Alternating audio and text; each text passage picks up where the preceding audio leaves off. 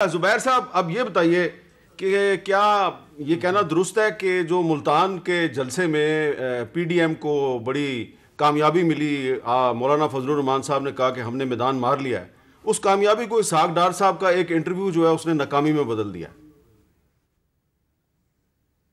پہلے تو آپ نے چونکہ ملتان کا ذکر کیا تو ملتان کا تو جلسہ میرا خیال ہے اس پریزنٹ کیمپین کا جب سے اپوزیشن نے شروع کیا سب سے زبردست جلسہ تھا، اور وہ جلسہ زبردست بنانے میں شبلی فراز اور ان کی حکومت کا بہت بڑا رول ہے اس کو کامیاب بنانے میں، کیونکہ انہوں نے اسٹیڈیم لیکن میرا سوال یہ ہے کہ اس کو ناکام بنانے میں کوئی ڈار صاحب کا کردار ہے یا نہیں ہے؟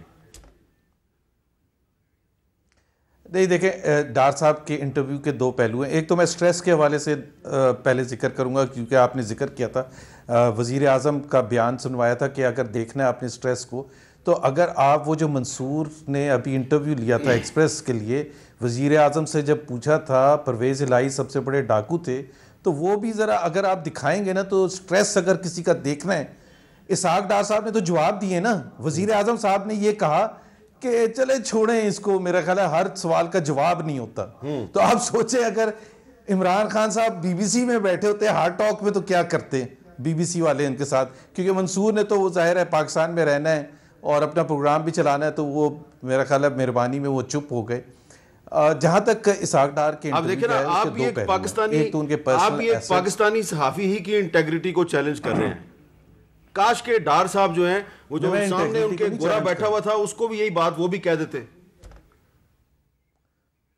وہ سر جی اگر گورے کو پتہ چل جائے کہ یہ پیمرا کے تھرو یا دوسرے اداروں کے تھرو اس کو کچھ کر سکتے ہیں، اٹھوا بھی سکتے ہیں، جیسے مطیع اللہ جان کو اٹھوایا تھا، تو وہ بھی ذرا تھوڑا سا ٹھنڈے سوال کرتا.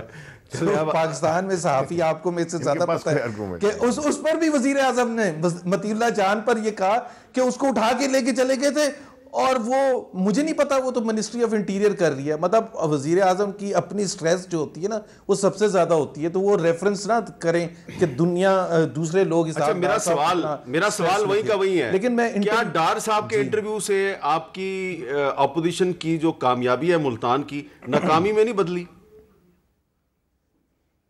نہیں، ناکامی نہیں، وہ ایک الگ ایونٹ تھا ملتان کا. اس کے جو امیجز ہیں وہ رہیں گے، آج بھی موجود ہیں لوگوں کے ذہنوں میں، اور وہ آئندہ آنے والے دنوں اور ہفتوں میں رہیں گے. وہ امیجز نہیں جاتے ہیں.